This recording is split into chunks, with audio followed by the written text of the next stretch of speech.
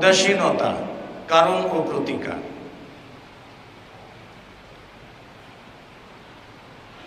আমরা দুনিয়ার সকল কাজে অ্যাক্টিভ, কিন্তু দিনের কাজে একেবারেই উদাসীন। উদাসীন আমরা এটা বাংলা শব্দ যেটা আমরা ব্যবহার করে থাকি, এটার আরবি যে প্রতিশব্দ সেটা হলো গাফেল।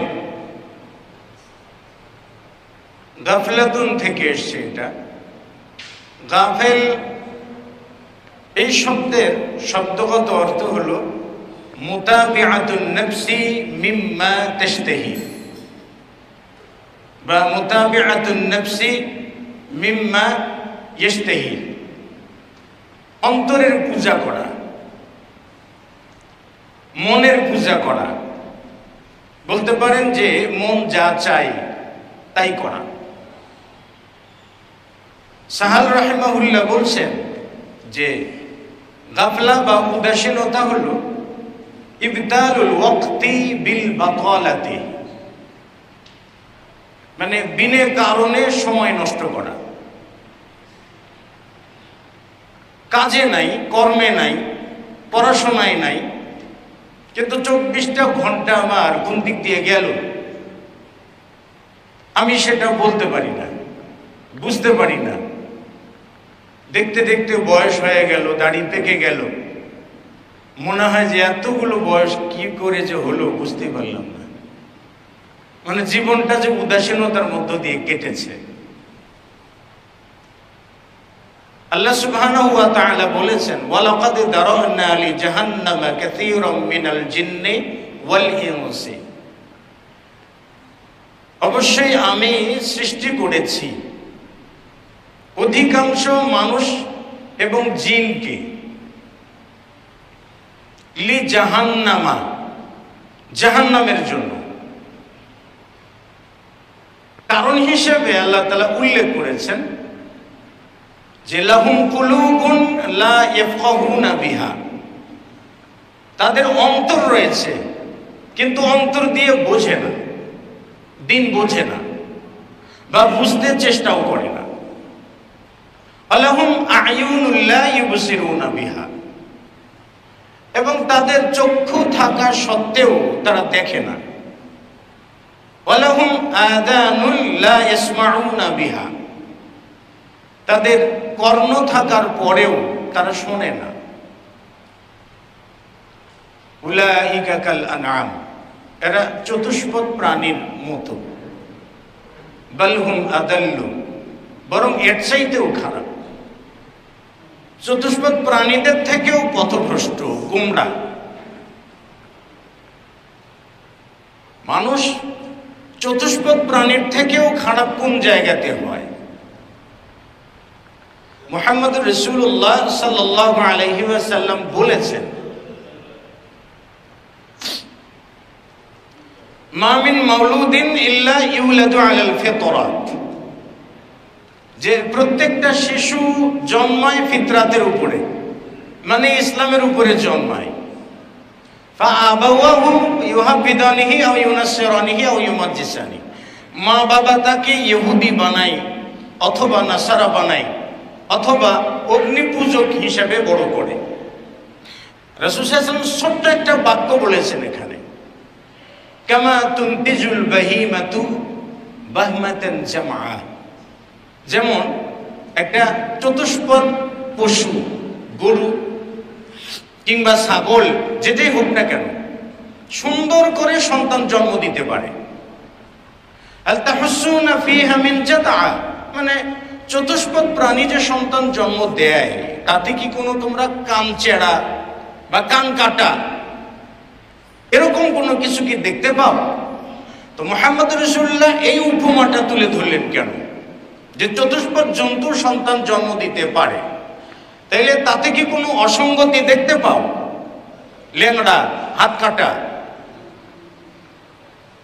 বা কান কাটা এরকম কি কোনো কিছু দেখতে পাও? পাও না। কারণটা হলো একটা জায়গায়। কেন? আল্লাহ তাআলা যে ফিতরাতটা মানুষের মধ্যে দিয়েছে, মানে ইসলাম দিয়েছে, তার মানে প্রত্যেকটা শিশু জন্মায় তাওহীদের উপরে। কিন্তু মা বাবা তাকে সেই তাওহীদ থেকে বিচ্যুত করে, সরে দেয়, তাওহীদের উপর আর রাখে না। কিন্তু কোনো ছাগল তার সন্তানকে কখনো তার তবিয়ত থেকে বিচ্যুত করে না। একটা কুকুর তার সন্তানকে কখনো তার স্বভাব থেকে বিচ্যুত করে না। একটা হাতি তার সন্তানকে কখনো তার স্বভাব থেকে বিচ্যুত করে না। কিন্তু মানুষ তার নিজের সন্তানকে স্বভাব থেকে বিচ্যুত করে দেয়। দেখবেন যে বড় একটা হাতি, যে হাতি 10 জন মানুষকে একবারে মারতে পারবে, সে হাতির পিঠের উপরে 12 বছরের একটা বাচ্চা বসে আছে এবং তার হাতি চাবুক, ওটা দিয়ে হাতিকে পরিচালনা করছে। কেন? হাতি আনুগত্যশীল, বংশ পরম্পরায় হাতি আনুগত্যশীল, মুনিবের আনুগত্যশীল, এবং হাতি তার সন্তানকে ওটাই শেখায় যে মুনিবের আনুগত্য করতে হয়। একটা কুকুর যখন আপনার বাড়িতে থাকে, আপনি সামান্য কিছু খাবার দেবেন তো কুকুর সারা রাত্রি আপনার বাড়ি পাহারা দেবে, কারণ কুকুর মুনিবের আনুগত্যশীল। সে নিজে যেমন আনুগত্যশীল, তার সন্তানকেও আনুগত্যশীল বানায়, ওইভাবে গড়ায়। কিন্তু মানুষ তার ব্যতিক্রম। মানুষ তার সন্তানকে তাওহীদবাদী বানায় না, জন্মের পরে আল্লাহর সাথে পরিচয় করে দেয় না, জন্মের পরে দুনিয়ার সঙ্গে পরিচয় করে দেয়। জন্মের সাথে সাথে, জন্মের পরবর্তী সময়কাল থেকে, দিন থেকে বিচ্যুত করার যতগুলো কাজ সবগুলো বাবা তার সন্তানকে দিয়ে করায়। এর মানে মানুষ তার সন্তানকে আদর্শ থেকে বিচ্যুত করায়, যেটা পশু পাখিরা করে না। তো লাহুম কুলুবুল লা ইয়াফকাহুনা বিহা ওয়া লাহুম আয়ুনুল লা ইউবসিরুনা বিহা উলাইকা কাল আনআম।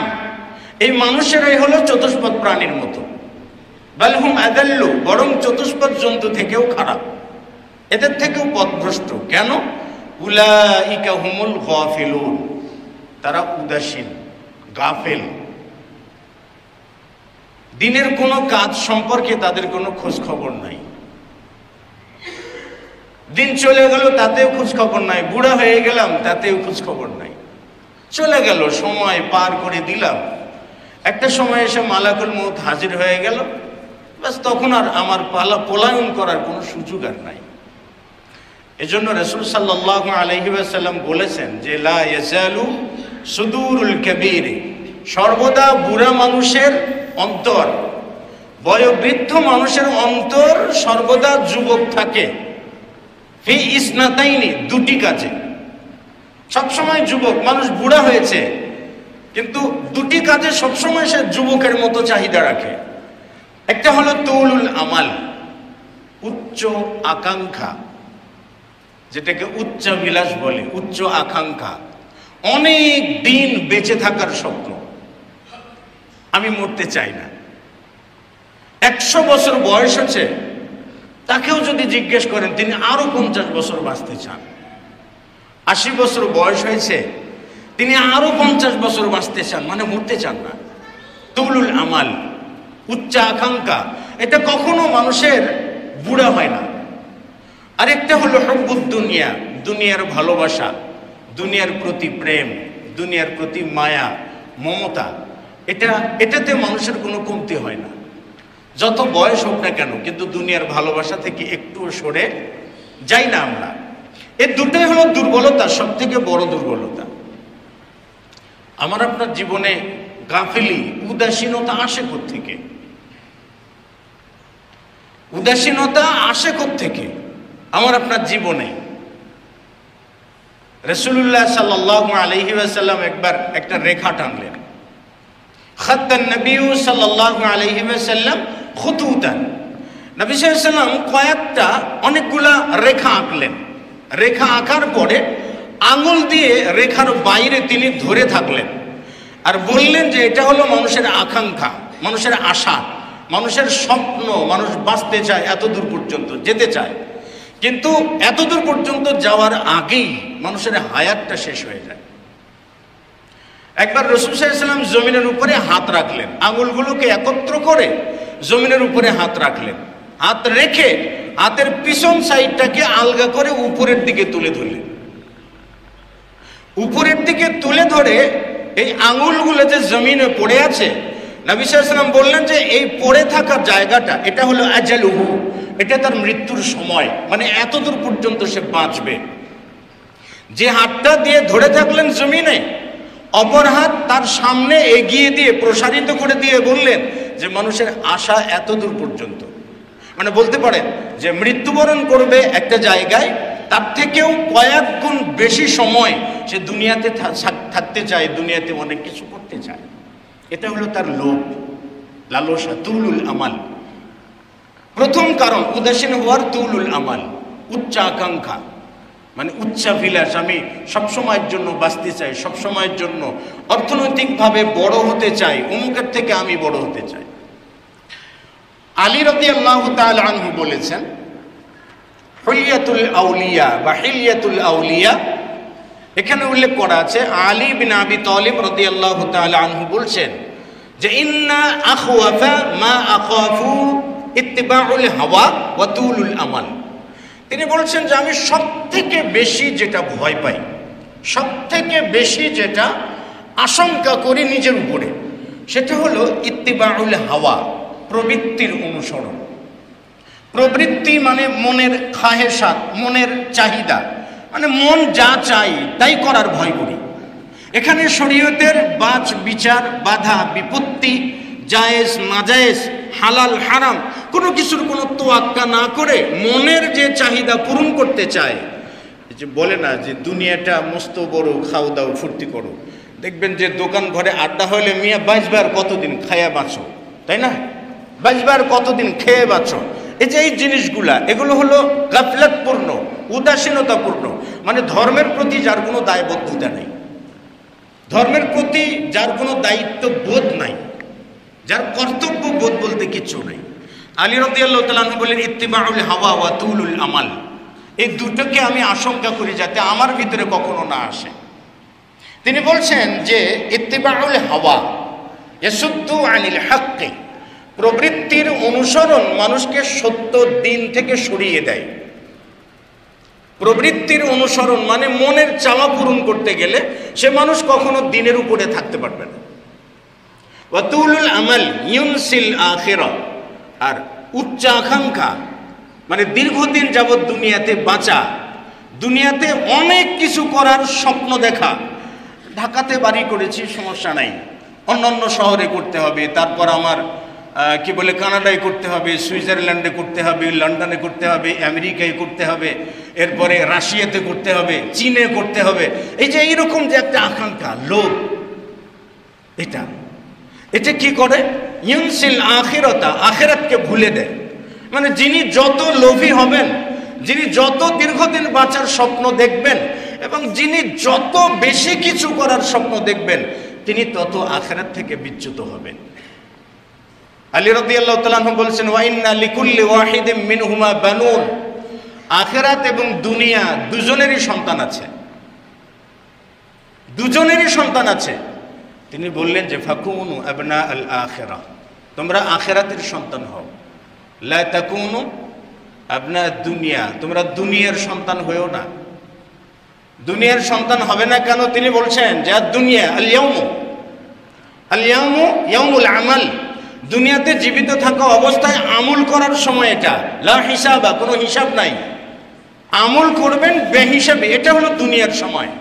তিনি বলছেন যে ওয়াগাদান, তবে আগামীকাল যেটা, মানে আগামীর দিন যেটা, মানে মৃত্যুর পর যেটা, সেটা ইয়াউমুল হিসাব লা আল আমাল, সেই দিন হিসাবের সময়, কোনো আমলের সময় নয়। হতাশাগ্রস্ত ব্যক্তিরা বারংবার চাইবে আল্লাহর কাছে একটু ছুটি দেন, করে আসি, দান খয়রাত করে আসি। আল্লাহ তাআলা তাদেরকে বলে দিয়ে বলেন এটা তো কথার কথা, তোমাদের 60 বছর বেঁচেছো, 80 বছর বেঁচেছো, দুনিয়াতে এত কিছু পেয়েছিল, কিছুই যখন করতে পারো নাই, তখন এর পরেও আর কিছু করতে পারবা না, আর কোনো কিছু করার সম্ভাবনা নাই তোমাদের দ্বারা। কেন? উচ্চ আকাঙ্ক্ষা ছিল, উদাসীনতা বেশি ছিল তোমাদের। সেই মুসলিমের বর্ণনায় এসেছে রাসূলুল্লাহ সাল্লাল্লাহু আলাইহি ওয়াসাল্লাম বলছেন যে কিয়ামতের দিন আল্লাহ তাআলা এক ব্যক্তির সঙ্গে সাক্ষাৎ করবেন, ইয়ালকা আবদান, আল্লাহ তাআলা তার এক বান্দার সঙ্গে সাক্ষাৎ করবেন। বান্দার সঙ্গে সাক্ষাৎ করে বলবেন আলাম উকরিমকা, আমি কি তোমাকে সম্মান দেই নাই দুনিয়াতে, সম্মানিত করি নাই? আলাম উযাব্বিজকা, আমি কি তোমাকে দুনিয়াতে সঙ্গী দেই নাই? ওয়ালাম উসাব্বিতকা, আমি কি তোমাকে দুনিয়াতে নেতৃত্ব দেই নাই? আমি কি তোমাকে দুনিয়াতে সচ্ছলতা দান করি নাই? তার আসু ওয়া তার বাড়ু, যে সচ্ছলতার মধ্য থেকে তুমি জীবন যাপন করেছো, এমন কি তুমি করো নাই? তখন লোকটা বলবে বালা ওয়াল্লাহি, আল্লাহর কসম ইয়া রাব্বাল আলামিন, হ্যাঁ অনেক কিছু তুমি আমাকে দিয়েছিলে, আমাদেরকে দিয়েছিলে, তুমি পেয়েছিলাম, অনেক সুখ স্বাচ্ছন্দ্য পেয়েছিলাম। আল্লাহ রাব্বুল আলামিন তখন বলবেন যে আযানান্তা আন্নাকা মুলাকি, দুনিয়াতে থাকা অবস্থায় তোমার কি কখনো মনে হয়েছিল, তোমার কি চিন্তায় এসেছিল, তোমার কি বিশ্বাসে এসেছিল যে আমার সঙ্গে তুমি সাক্ষাৎ করবা, মৃত্যুর পরে আমার সামনে আসতে হবে, এটা কি তোমার মনে হয়েছিল? তখন এই লোকটা বলবে লা ইয়া রাব্বুল আলামিন, না, এটা তো কখনো আমার মনে হয়নি। আল্লাহ রাব্বুল আলামিন তখন বলবেন আল ইয়াউমা আনসাকা, আজকের দিনে আমি তোমাকে ভুলে গেলাম, কামা নাসিতানি ফিদ দুনিয়া, যেমন তুমি দুনিয়াতে আমাকে ভুলে গিয়েছিলে। দ্বিতীয় ব্যক্তির সঙ্গে মোলাকাত হবে, তখন আল্লাহ তাআলা বলবেন আলাম উকরিমকা, আমি কি তোমাকে সম্মান দেই নাই? আলাম উসাব্বিতকা, আমি কি তোমাকে নেতৃত্ব দেই নাই? আলাম উসাব্বিতকা, আমি কি তোমাকে বিবাহ করাই নাই? এরপরে কি আলাম উসাখির লাকাল খাইলা, আমি কি তোমার জন্য বিভিন্ন বাহনের ব্যবস্থা করি নাই?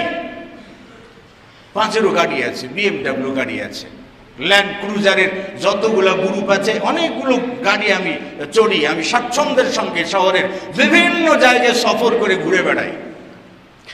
কিন্তু কখনো কি মনে হয়েছে যে এগুলো একজন দেন? আপনার লজিক কি বলে? আপনি 5 কোটি টাকার গাড়িতে চড়ে আপনি ঢাকা শহর ঘুরে আসলেন, গাড়ির কি কোনো পার্টস আপনি কামড়ে খেতে পারবেন? পারবেন না। বাসাতে এসে যেটা খেতে হবে, ভাত খাবেন না, সবজি খাবেন না, সেই সবজিটা ওই মাটির ভিতর থেকে জন্মাতে হবে। যে একটা আপনি ভাত খাবেন না, কোটি কোটি ভাতের দানা আপনি খাচ্ছেন, ভক্ষণ করছেন আর শক্তি জোগাচ্ছেন, আর সেই শক্তির বড়াই করছেন। কখনো কি ভাবনায় এসেছিল জমিনের ভিতরে বীজ দিলে সেই বীজ উঠলে তারপরে ফসল হয়, নইলে হয় না? তাহলে আমরা মুখাপেক্ষী খাদ্যের কাছে, খাদ্য মুখাপেক্ষী জমিনের কাছে, জমিন মুখাপেক্ষী আল্লাহ সুবহানাহু ওয়া তাআলা নির্দেশের কাছে। কেন ভাই এত লোক কেন? হাত পা চক্ষু কর্ণ সবই তো আছে ভাই। কান থাকলে কি শোনা যায়? কান থাকলেই যদি শোনা যেত, তাহলে দুনিয়াতে কি কোনো মানুষ ঠসা হইতো, বধির হইতো? কান, দিব্যি কান আছে, তার সাথে সুন্দর, দেখতেও সুন্দর, কান আছে, কিন্তু আপনি কথা বলছেন, তিনি কথা শুনছেন না, কথা শুনছেন না। একজন বলছে ও কানে কিছু শোনে না, তখন আপনাকে জোরে করে বলতে হয় যে এই যে এটা বলছি তোমাকে, শুনেছ? কেন ভাই? ওর কানকে আল্লাহ তাআলা শোনার অনুমতি দেননি। চক্ষু সামনে দিব্যি রয়েছে, অথচ সামনে লাঠি ধরে ঠক ঠক করে হেঁটে যাচ্ছে। কেন ভাই? চক্ষু থাকলেই যদি দেখা যেত। উনি দেখেন না কেন? কেন? ওই চক্ষুটাকে আল্লাহ তাআলা দেখার মতো অনুমতি দেয়নি, এজন্য চক্ষুটা দেখতে পারে না। রাস্তায় পাগল হয়ে মানুষ ঘুরে বেড়ায় কেন? আপনি সুস্থ সবল মানুষ, পোলাও বিরিয়ানি খেয়ে গাড়িতে করে ঘুরছেন, আর আপনার গাড়ির সামনে ল্যাংটা হয়ে একটা ব্যক্তি শুয়ে আছে। কেন ভাই? ওরও তো হাত পা আছে, চোখ কর্ণ সবই আছে না, কিন্তু কি নাই? ওর যে মনটা আল্লাহ তাআলা দিয়েছেন, বিবেকটা দিয়েছেন, সে বিবেকটাকে বোঝার মতো সক্ষমতা দান করেন নাই, অনুমতি দেন নাই। সে বিবেকটা তো আমার যে কোনো সময় হারিয়ে যেতে পারে না? স্বাচ্ছন্দ্য পেলাম, অনেক কিছু পেলাম, আল্লাহ ওটাই বলবেন আলাম উসাখির লাকাল খাইলা ওয়াল ইবিলা, আমি কি তোমাকে উট কিংবা ঘোড়া বাহন স্বরূপ দেই নাই? আজকে প্রাইভেট বিমান রয়েছে, ব্যক্তি বিশেষের বিমান রয়েছে, বিশেষ ফ্লাইটে তিনি বাহিরে প্রমোদ তৈরি নিয়ে ঘুরতে যান। হ্যাঁ, কারোর জাহাজ রয়েছে, বিভিন্ন রকমের গাড়ি রয়েছে, এত কিছু আল্লাহ তাআলা দিয়েছেন। আল্লাহ ওটাই ধরবেন কিয়ামতের দিন। আলাম উসাখির লাকাল খাইলা, আমি কি তোমাকে বাহন দেই নাই? বলে না। ওই লোকটা তখন বলবে নাম ইয়া রাব্বাল আলামিন, দিয়েছেন। আল্লাহ তাআলা তখনই বলবেন আযানান্তা আন্নাকা মুলাকি, তোমার কি মনে হয়েছে কখনো যে তুমি আমার সঙ্গে সাক্ষাৎ করবে, আমার সামনে দাঁড়াতে হবে, হিসাব দিতে হবে? কখনো মনে হয়েছে? তখন এই বিত্তশালী ব্যক্তি তখন বলবে ইয়া রাব্বি লা, হে আমার রব, না, এটা আমার কখনো মনে হয় নাই। আল্লাহ তাআলা তখন বলবেন, আল ইয়াউম আনসাকা, আজকে আমি তোমাকে ভুলে গেলাম, কামা নাসিতানি ফিদ দুনিয়া, যেমন তুমি দুনিয়াতে আমাকে ভুলে গিয়েছিলাম। অঢেল সম্পদ পাইলাম, কৃতজ্ঞতা করার সুযোগ হইল না। এটা গেল গাফেল, উদাসীন। 3 নম্বর ব্যক্তিকে আল্লাহ তাআলা জিজ্ঞেস করবেন, আমি কি তোমাকে সম্মান দেই নাই, নেতৃত্ব দেই নাই, টাকা পয়সা দেই নাই, বাহন দেই নাই, তোমাকে স্ত্রী দেই নাই, নারী বাড়ি গাড়ি সবই তো দিয়েছি তোমাকে। তোমার কি কখনো মনে হয়েছিল যে তুমি আমার সঙ্গে সাক্ষাৎ করবে? তখন এই বান্দাটা মিথ্যা কথা বলবে।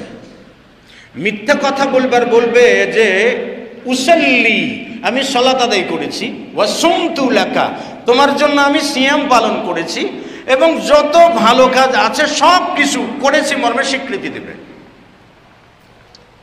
আল্লাহ রাব্বুল আলামিন তখন বলবেন যে আনা, এখন আমি তোমার জন্য একটা সাক্ষী উপস্থিত করা আবশ্যক হয়ে পড়েছে, মানে আমি তোমার জন্য একটা সাক্ষী উপস্থিত করতে চাই। তখন এই বিত্তশালী ব্যক্তি এই বলবে, মনে মনে বলবে যে আল ইয়াউমা, আজকে আবার আমার বিরুদ্ধে মাইয়াশহাদু আলাইয়া, আমার বিরুদ্ধে কে সাক্ষী দিবে? আজকে আমার বিরুদ্ধে কে সাক্ষী দিবে? এমন সাক্ষী দেওয়ার কে আছে? তখন আল্লাহ রাব্বুল আলামিন তার মুখে মোহর মেরে দেবেন, মানে মুখের বাক শক্তি কেড়ে নেবেন। হয় না, কথা বলতে বলতে বাক শক্তি হেরে যায় না? দুনিয়াতেই যায় তো, অনেক রুগী আছে না এরকম, হচ্ছে তো। আল্লাহ বাক শক্তি কেড়ে নেবেন। ক্বাল আল্লাহু তাআলা লি ফাখিদিহি, আল্লাহ তাআলা তার উরুকে বলবেন, ইনতাকি, কথা বলো। আল্লাহ তাআলা তার গোশতের টুকরাগুলোকে বলবেন, ইনতাকি, কথা বলো। আল্লাহ তাআলা তার হাতকে বলবেন, ইনতাকি, কথা বলো। তখন তার অঙ্গ প্রত্যঙ্গ, উরুর মাংসগুলো তার বিরুদ্ধে সাক্ষ্য দেওয়া শুরু করবে। সে ছিল মুনাফিক।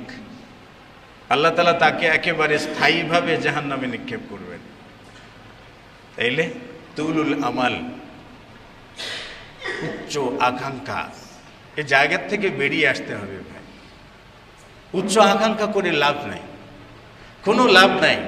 আপনি ইতিহাস ঘাটেন, আদম আলাইহিস সালাম থেকে শুরু করে এ পর্যন্ত যত বড় বড় দাপুটে লোক চলে গেছে, যত বড় বড় বিত্তশালী চলে গেছে, যত বড় বড় নেতাজিরা চলে গেছে, তাদেরকে কোথায় যেতে হয়েছে ভাই? ওই মাটির নিচেই যেতে হয়েছে। রাস্তার একটা ভিক্ষুক যদি মারা যায়, তাকেও কোথায় যেতে হবে? ওই মাটির নিচেই যেতে হবে। কেউ কি কখনো বলবেন যে এখানে অমুক বড় নেতা আছে, এখানে কোনো ফকিরকে মাটি দেওয়া যাবে না? ওই মাটির নিচে জায়গা হবে। এজন্য দৃষ্টিটা মাটির নিচে ফেরানো উচিত। তুলুল আমাল, উদাসীনতার প্রথম কারণ। 2 নম্বর কারণ হলো হুব্বুদ দুনিয়া, দুনিয়ার প্রতি ভালোবাসা, দুনিয়ার প্রতি মায়া, মোহাব্বত। আমরা মনে করি যে দুনিয়াই সব কিছু, মানে দুনিয়ার বাইরে আর কিছু নাই। এটা আমাদের চিন্তাতে আছে, এটা আমাদের ধারণাতে আছে, এবং এটা আমরা একেবারে অত্যন্ত শক্তভাবে বিশ্বাস করে থাকি। আল্লাহ সুবহানাহু ওয়া তাআলা বলেন, ওয়াজিআ ইয়াওমাইযিন বিজাহান্নামা ওয়া বুররিসাতিল জাহিমু লিমান ইয়ারা, কিয়ামতের দিন জাহান্নামকে প্রকাশ করে দেয়া হবে দর্শনার্থীদের জন্য। মানে জাহান্নাম আত্মপ্রকাশ করবে দর্শনার্থীদের জন্য। আবার সে জাহান্নামের আবার জবান ফুটবে, সে কথা বলবে, গর্দান হবে, গর্দান বেরিয়ে পড়বে এবং সে কথা বলতে থাকবে। কথা বলার এক পর্যায়ে বলবে যে ইন্নী বুকিলতু আলা সালাসিন, আমাকে আল্লাহ তাআলা 3 শ্রেণীর ব্যক্তিকে শায়েস্তা করবার জন্য দায়িত্ব দিয়েছেন। 3 শ্রেণীর ব্যক্তির জন্য শাস্তির ব্যবস্থা করার জন্য আল্লাহ তাআলা আমাকে দিয়েছেন, আমার উপর দায়িত্ব দিয়েছেন। কারা? বিকুল্লি জব্বারিন আনিদ, প্রত্যেক স্বৈরাচার, অহংকারকারী শাসক যারা, তাদের জন্য আল্লাহ তাআলা আমাকে নিয়োজিত করেছেন। মানে ওর স্বৈরাচারীর সীমা কত, আজকে ওকে সিস্টেমে এনে তারপরে ছেড়ে দেব। এটা জাহান্নামের কথা, জাহান্নাম বক্তব্য দেবে সেদিন। বিকুল্লি জব্বারিন আনিদ, প্রত্যেক স্বৈরাচার শাসক যারা, তাদের জন্য। আর একটা হলো বিকুল্লিল মুতাকাব্বিরিন, অহংকারকারী যারা আছে, দুনিয়াতে অহংকার করত, বড়াই করত, এদের জন্য, ওয়াবিল মুসাফিরিন, এবং ছবি অঙ্কনকারী যারা আছে তাদের জন্য রাখা হয়েছে। তো বলছিলাম ওয়া বুররিজাতিল জাহিমু লিমান ইয়ারা, দর্শনার্থীদের জন্য জাহান্নামকে উন্মুক্ত করে দেয়া হবে, প্রকাশ করা হবে, দর্শনার্থীরা দেখবে। ফাআম্মা মান তাগা, অতঃপর যে সীমা লঙ্ঘন করেছে, ওয়া আথারাল হায়াতাদ দুনিয়া, এবং দুনিয়ার জীবনকে অগ্রাধিকার দিয়েছে আখিরাতের উপরে। আখিরাতের তুলনায় দুনিয়ার জীবনকে যে অগ্রাধিকার দিয়েছে, ভালোবেসেছে, মহব্বত করেছে, আখিরাতের জন্য কিচ্ছু করে নাই, এই ব্যক্তির জন্য জাহান্নাম। ফাআম্মা মান তাগা ওয়া আথারাল হায়াতাদ দুনিয়া ফাইন্নাল জাহিমা হিয়াল মাওয়া, জাহান্নামে হবে তার আশ্রয়স্থল, জাহান্নামে যেতে হবে।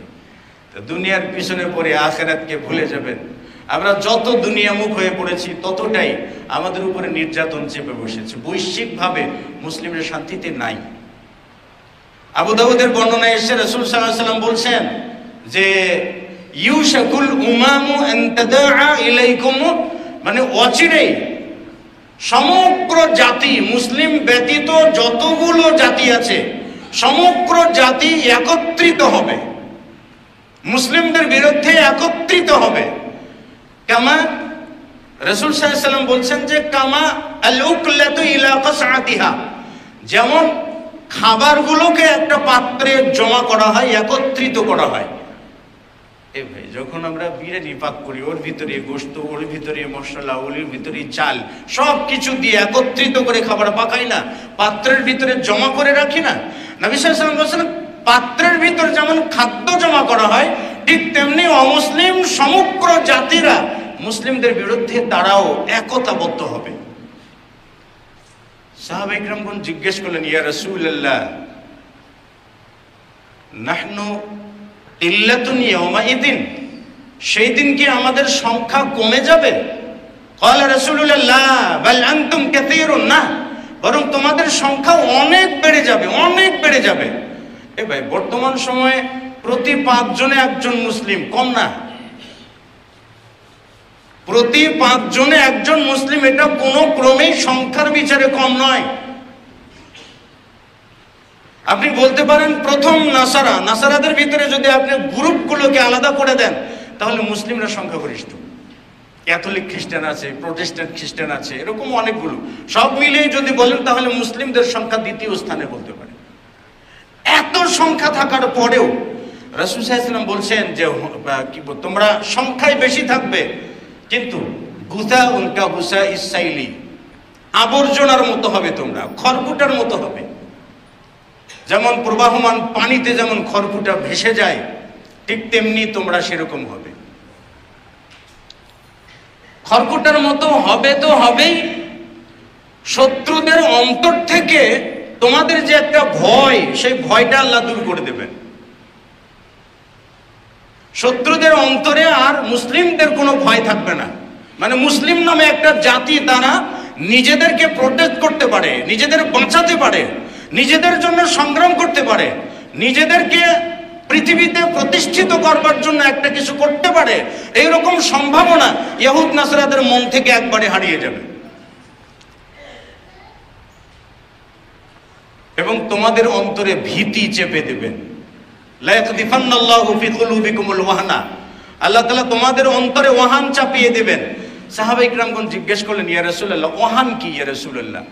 তখন নবী সাল্লাল্লাহু আলাইহি ওয়াসাল্লাম বললেন, হুব্বুদ দুনিয়া, দুনিয়ার প্রতি ভালোবাসা, ওয়া কারাহিয়াতুল মাউতি, এবং মৃত্যুর অপছন্দনীয়তা, মৃত্যুকে কখনো বরদাস্ত করতে চাইবে না, দুনিয়াকে আঁকড়ে ধরবে, শক্ত করে আঁকড়ে ধরবে। আমরা এত সংখ্যায় মুসলিম হওয়ার পরেও কয় পিস ইহুদি আছে ভাই? সারা পৃথিবী মিলে 2 কোটি বা 2.5 কোটি হবে। সারা পৃথিবী মিলে ইহুদিদের সংখ্যা সর্বোচ্চ যদি হয় তাহলে 2 থেকে 3 কোটি হবে। আরে মধ্যপ্রাচ্যের মুসলিম দেশগুলো মানে দিনে 24 কেন 36 বার করে নাকানি চুবানি খায় ওদের রাজনীতির কাছে। নবী সাল্লাল্লাহু আলাইহি ওয়াসাল্লাম তো ওটাই বলছেন যে তোমরা সংখ্যায় বেশি হবে, কিন্তু একেবারে কি প্রবাহমান পানিতে যেরকম খড়কুটা ভেসে যায়, ঠিক তেমনি তোমরা ভেসে যাবে।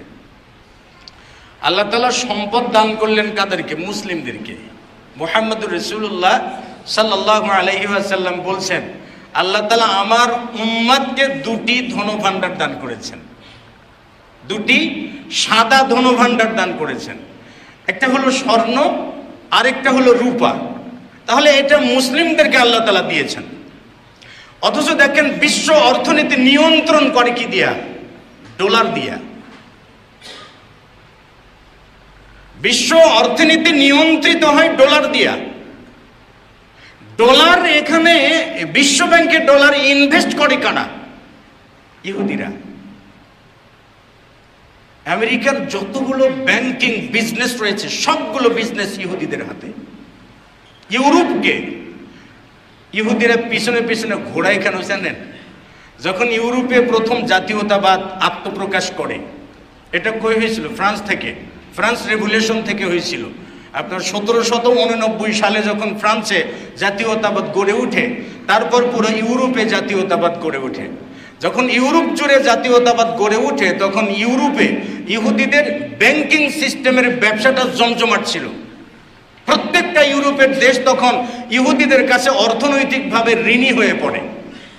যখন অর্থনৈতিকভাবে ঋণী হয়ে পড়ে, তখন ইহুদিরা বলতে থাকে, তোমাদের ঋণ আমরা মওকুফ করে দিতে পারি, শর্ত হইল আমাদের জন্য ফিলিস্তিনি ভূখণ্ড নিয়ে দিতে হবে। এই জন্য ইহুদিরা কি করলো? নাটক করলো একটা। প্রথম, আমার কাছে মনে হয় প্রথম বিশ্বযুদ্ধও নাটক, দ্বিতীয় বিশ্বযুদ্ধও নাটক। জাতীয়তাবাদ হলো, ধর্মহীন জাতীয়তাবাদ এসে গেলে সেকুলারিজম এসে গেল। ধর্মহীন জাতীয়তাবাদ ইউরোপ থেকে বাংলাদেশে ঢুকলো, তার আগে ঢুকেছে তুরস্কে।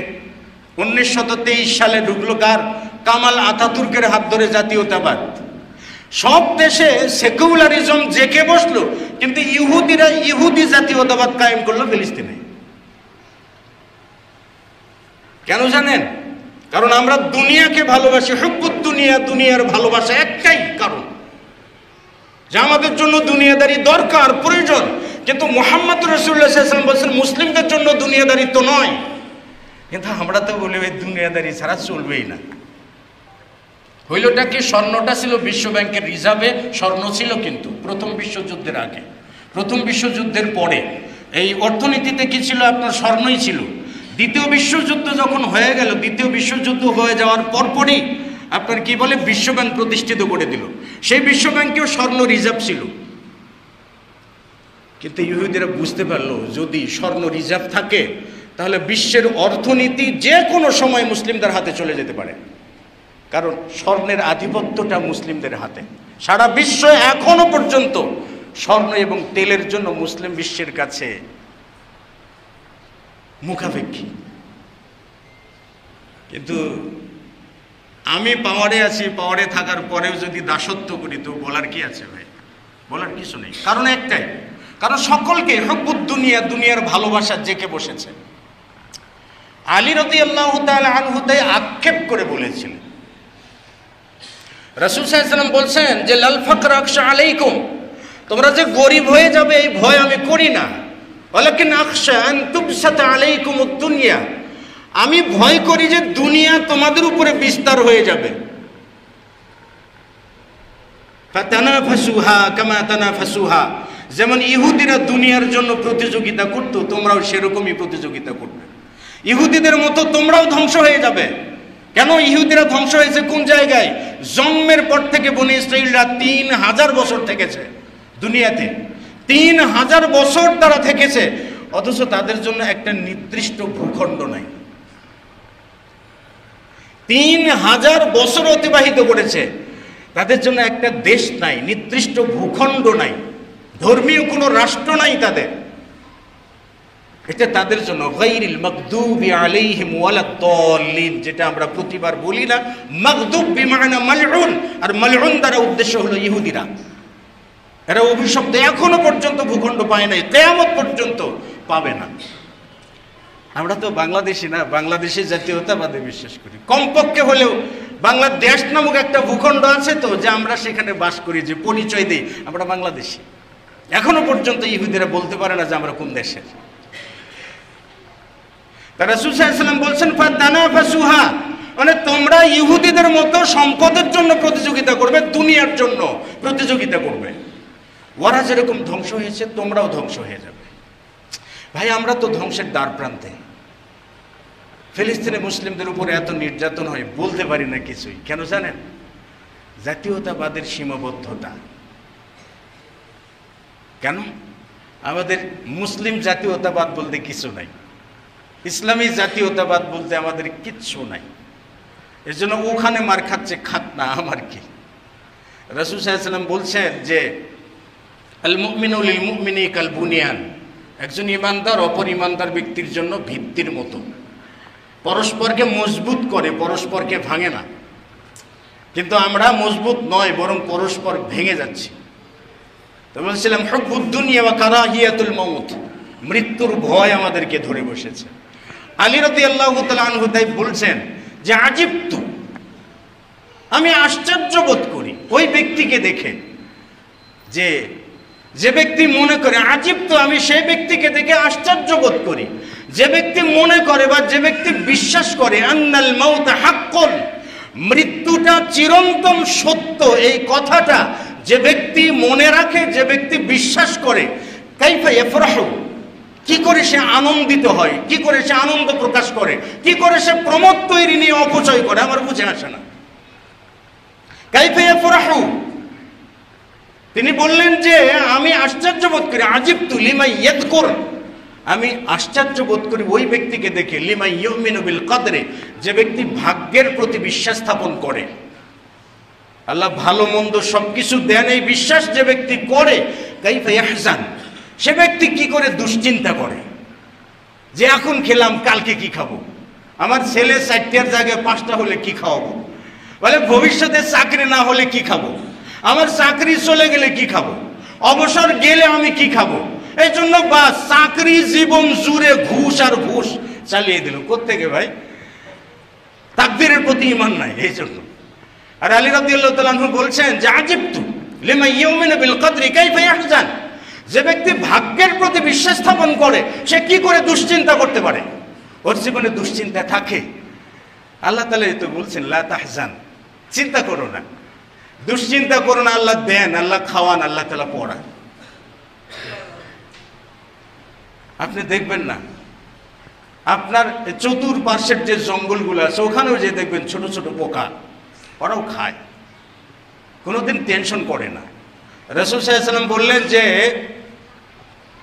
আল্লাহ তাআলা বলছেন যে দুনিয়ার বান্দা যদি ঈমানদার হইতো, আল্লাহ তাআলার প্রতি বিশ্বাস স্থাপন করত, তাকওয়াবান হইতো, আল্লাহর উপর যদি ভরসা রাখতো, তাহলে দুনিয়ার সমস্ত বান্দাকে আমি রিজিক দিতাম, যেরকম করে পাখিকে রিজিক প্রদান করে থাকি। সকালে বের হয় খালি পেটে, সন্ধ্যায় ফিরে বাসায় ভরা পেটে।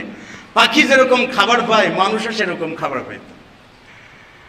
অথচ খাবারের অভাবে চাকরি নাই, এজন্য আত্মহত্যা করে না? চাকরি চলে গেলে আত্মহত্যা করে কেন? টেনশন। কিসের জন্য? তাকদীরের প্রতি ঈমান নাই। আলী রাদিয়াল্লাহু তাআলা আনহু তিনি আরো বলছেন যে আজিবতু, আমি সেই ব্যক্তিকে দেখে আশ্চর্য বোধ করি, লিমাই ইয়ারা, যে ব্যক্তি দুনিয়াতে দেখে, লিমাই ইয়ারাল মাউতা, যে ব্যক্তি দুনিয়াতে মৃত্যু দেখে, হালাম বাদা হালিন, বংশ পরম্পরায় মানুষের মৃত্যুবরণ করা দেখে। এক প্রজন্ম যায় আর এক প্রজন্ম আসে, আবার বড় প্রজন্ম থাকতে ছোট প্রজন্ম মরে, বাবা থাকতে ছেলে মরে, ছেলে থাকতে দাদা মরে, চাচা থাকতে ভাতিজা মরে, ভাতিজা থাকতে নাতি মরে। মানে এইরকম মরার কোনো সিরিয়াল নাই। এটা দেখার পরেও মানুষ কি করে? ইয়াতমাইন্নু বিহি, দুনিয়ার প্রতি খুশি হয়ে যায়, দুনিয়াতেই সে আত্মতৃপ্তি বোধ করে, প্রশান্তি লাভ করে। এটা মানুষের জন্য কি করে সম্ভব? আশ্চর্য হয়ে তিনি বলছিলেন যে লিমা ইয়াযকুর, আজিবতু, আমি সেই ব্যক্তিকে দেখে আশ্চর্য বোধ করি, সেই ব্যক্তিকে দেখে আশ্চর্য বোধ করি যে ব্যক্তি জাহান্নামকে স্মরণ করে, দিনের বেলায় জাহান্নামকে স্মরণ করে। কাইফা ইয়াদহাকু, সে ব্যক্তি হাসে কি করে, ওর হাসি আসে কোত্থেকে? ও ভাই, মানে প্রত্যেকটা কথা মূল্যটা যে এত বেশি যে আখিরাতকে কেউ যদি ভয় করে তার কি হাসি আসতে পারে? রাসূল সাল্লাল্লাহু আলাইহি ওয়াসাল্লাম বলছেন, আমি যা জানি তোমরা যা তা যদি জানতে তাহলে অবশ্যই লা দাহিকতুম কলিলান ওয়ালা বাকাইতুম কাসীরান, তাহলে সব থেকে বেশি তোমরা কাঁদতে এবং সব থেকে কম হাসতে। আর কিন্তু আমাদের হাসির কি বলে, আপনি যে কোনো জায়গাতে যাবেন বলে হাসবেন বেশি করে, তাইলে ভালো থাকবেন। আপনি থিওরি দেখছেন, আপনি যত হাসবেন তত ভালো থাকবেন। আর মুহাম্মদুর রাসূলুল্লাহ বলছেন, অট্ট হাসি দিলে মন মরে যায়। অট্ট হাসি দিলে মানুষের হৃদয় মরে যায়। হৃদয় মরে যাওয়ার অর্থ হলো ভালোকে ভালো বলে বুঝতে পারে না, সত্যকে সত্য বলে জানতে পারে না, কোনটা মন্দ মন্দকে মন্দ বলে চিহ্নিত করতে পারে না। যে ব্যক্তি সব থেকে বেশি হাসে সে ব্যক্তিকে বলতে পারেন পাগল না হয়েও পাগল। আর আমাদের শিক্ষিত জনেরা বলবেন হাসো, বেশি করে হাসো, বেশি করে হাসো। কেন? আখিরাতকে ভুলে থাকো, দুনিয়াকে আঁকড়ে ধরে বাঁচো। এটাই তো বলছিলাম হুব্বুদ দুনিয়া, দুনিয়ার ভালোবাসা। এই দুনিয়ার ভালোবাসা এবং মৃত্যুর ভয় আমাদেরকে একেবারে পঙ্গু করে ছেড়ে দিয়েছে। 3 নাম্বার গাফলতির কারণটা হলো কি জানেন? যে ওই যে উদাসীন যে জাতি আছে, উদাসীন কোনো বন্ধুর সঙ্গে মেশা, উদাসীন বন্ধু, উদাসীন নেতা, উদাসীন প্রজা, এদের সঙ্গে বন্ধুত্ব করে তোলা। কিয়ামতের দিন আল্লাহ তাআলা বলছেন যে ইয়াউমা তুকাল্লাবু ওয়ুজুহুহুম ফিন্নার, যখন মানুষের চেহারাকে জাহান্নামে দিয়ে দেওয়া হবে তখন এই মানুষগুলো বলতে থাকবে ইয়াকুলুনা লাইতানা, ইয়াকুলুনা ইয়া লাইতানা আতা'না আল্লাহ ওয়া আতা'না আর-রাসূলা। সেই দিন তারা বলবে, হায় আফসোস, আমরা যদি আল্লাহ এবং তার রাসূলের আনুগত্য করতাম তাহলে এই জাহান্নামে প্রবেশ করতাম না। যারা জাহান্নামে যাবে তারা বলবে ওয়াকালু রব্বানা আতা'না সাদাতানা ওয়া কুবারানা, আল্লাহ দুনিয়াতে আমরা আমাদের নেতাদের অনুসরণ করেছি, ওয়া কুবারানা, আমরা আমাদের বড় ভাইয়ের অনুসরণ করেছি। কিয়ামত ততদিন পর্যন্ত হবে না যতদিন কোনো হত্যাকৃত ব্যক্তি জানবে না যে আমাকে কোন কারণে হত্যা করা হয়েছে। হত্যাকারীও জানবে না সে মানুষ হত্যা করলো কি কারণে করলো। তাকে যখন জিজ্ঞেস করা হবে তুমি মারছো কেন, বলে আমি অমুক নেতার নির্দেশ মেনেছিল, ওই নেতা আদেশ করেছিল তাই মারছি। এটা এসে গেছে না? এসেই গেছে। তো সেই দিন কিয়ামতের দিন তারা বলবে যে ক্বালু রব্বানা আতা'না সাদাতানা ওয়া কুবারানা, আল্লাহ আমি নেতাদের আনুগত্য করেছি এবং বড় ভাইদের আনুগত্য করেছি। ফাদাল্লুনা সাবিলা, তারা আমাকে সঠিক পথ থেকে বিচ্যুত করে দিয়েছে, আমাকে সঠিক পথে থাকতে দেয়নি তারা। এরপর তারা বলবে রব্বানা আতিহিম দি'ফাইনি মিনাল আযাবি ওয়ালআনহুম লা'নান কাবীরা, আল্লাহ আমাদের নেতাদেরকে দ্বিগুণ শাস্তি প্রদান করো, আমার যে শাস্তি তার থেকে ডবল শাস্তি তাকে দাও, এবং তাদেরকে অভিশাপ করো, ধ্বংস করে দাও তাদেরকে, তারা আমাদেরকে ধ্বংস করে দিয়েছে। এজন্য বলি ভাই, দুনিয়াতে যার অধীনে 10টা ছেলে আছে, আপনি কে কি করেন সেটা আমার যায় আসে না, আপনি কোন ধরনের কি করেন সেটা আপনার যায়, আমার সেটা জেনেও লাভ নাই, শুনেও লাভ নেই। আপনার অধীনে যদি 10 জন ছেলে থেকে থাকে, এই 10টা ছেলে আপনার কাছে আমানত।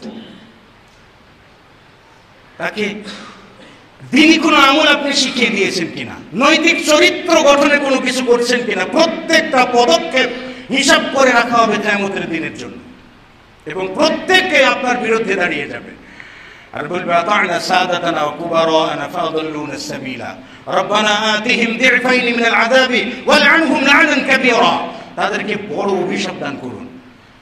কাব বিন উজরাকে নবী সাল্লাল্লাহু আলাইহি ওয়াসাল্লাম বলছেন যে ও কাব, উরিদুকা বিল্লাহি মিন ইমারাতিস সুফাহা, আমি তোমাকে নির্বোধ কিছু নেতৃত্বের ব্যাপারে খবর দিচ্ছি, নির্বোধ নেতৃত্বের ব্যাপারে খবর দিচ্ছি। তখন কাব বিন উজরা বলছে ইয়া রাসূলুল্লাহ, নির্বোধ নেতৃত্ব কেমন? তখন তিনি বললেন যে ইয়াতুনাকুম, মানে তোমাদের মাঝে আসবে কিছু নেতা, আসবে কিছু নেতৃত্ব পড়বে তোমাদের উপরে, লা ইয়াহতাদুনা বিহাদি, যারা আমার দেওয়া হেদায়েত অনুযায়ী চলবে না, লা ইস্তান্নুনা বিসুন্নতি, যারা আমার সুন্নাত অনুযায়ী জীবনকে গড়াবে না। এরা হলো নির্বোধ, এরা হলো বোকা।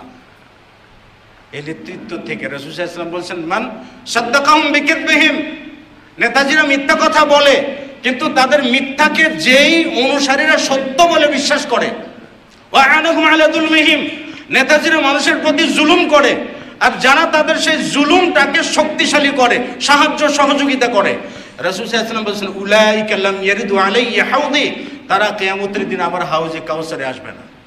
লাইসু মিন্নি ওয়া লাস্তু মিনহুম, আমি তাদের কেউ নই, তারা আমার কেউ নয়।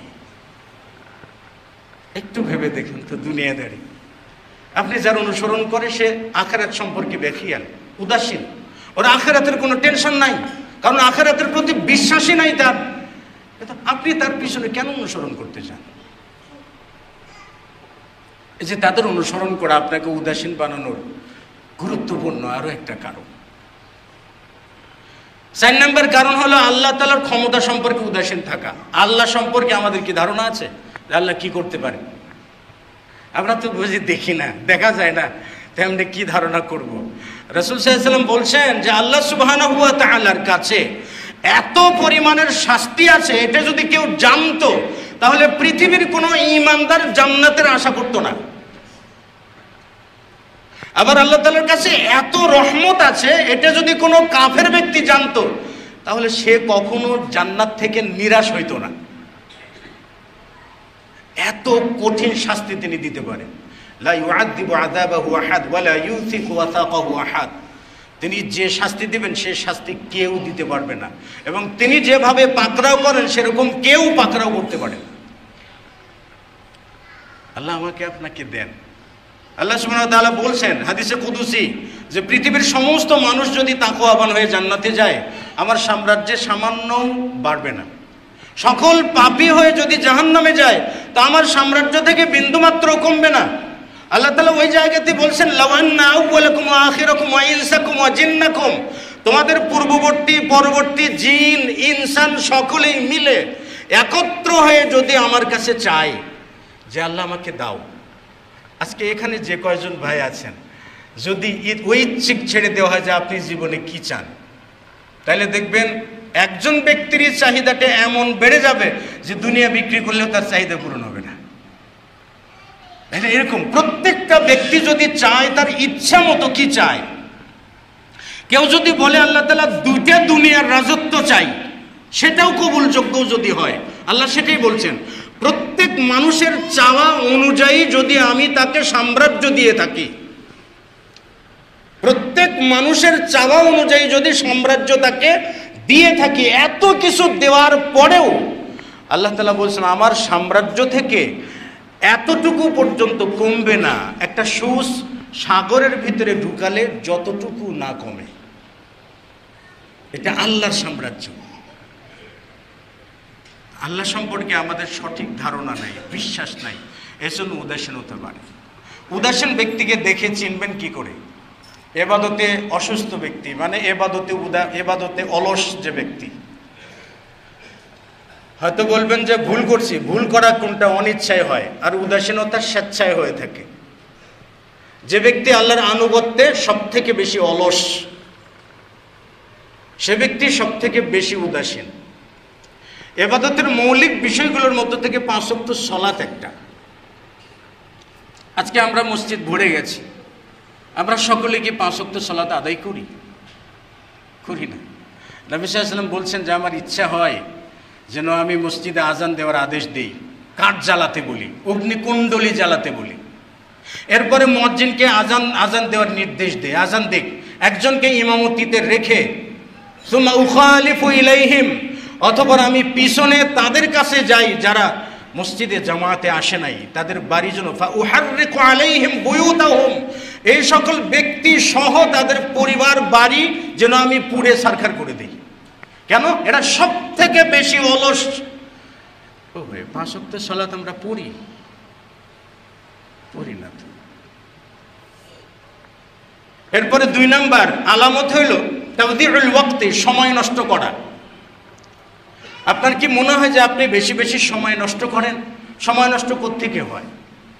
চাষতলে বসে আড্ডার উপরে আপনার সারা বিকেল চলে গেল, বুঝতেই পারলেন না আসরের সালাতের সময়টা কোন দিক দিয়ে চলে গেল। যুবক ভাইদেরকে বলছি, ক্রাম বোর্ডের আড্ডায় বসে 12টা পর্যন্ত সময় চলে গেল, 1টা বেজে গেল, এশার সালাত, খাবারের টাইম, বাবার অস্বস্তি, মায়ের অস্বস্তি, অসুস্থতাবোধ সব কিছু তোমার মাথার উপর দিয়ে চলে গেল, বুঝতে পারলে না? এটাকে বলে তাওদিউল ওয়াক্ত, সময় নষ্ট করে ফেলা।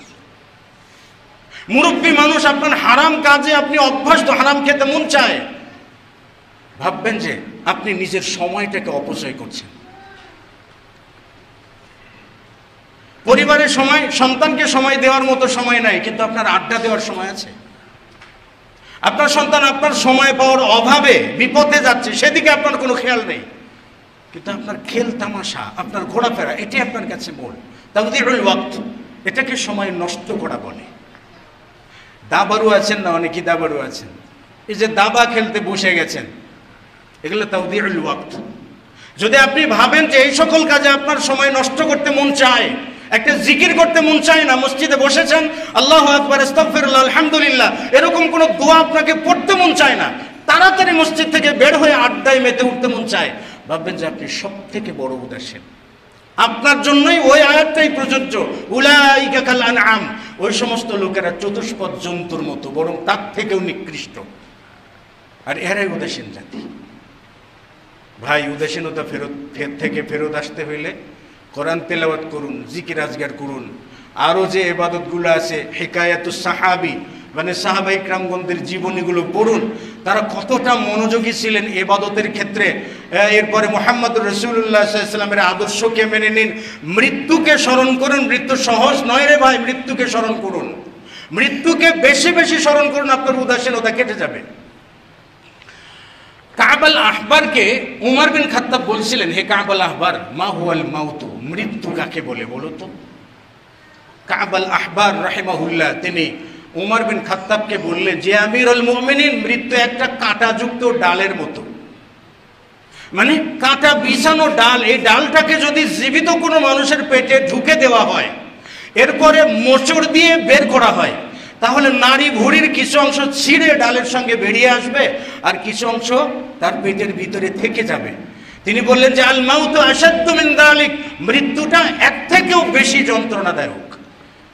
সে মৃত্যুর কথা স্মরণ করুন, আপনার সময় অপচয়, উদাসীনতা, গাফিলতি সব চলে যাবে। আল্লাহ তাআলা আমাদের সকলকে গাফিলতি থেকে ফেরত এসে কোরআন সুন্নাহর অনুসরণ করা তৌফিক দান করুন। আল্লাহুম্মা আমিন।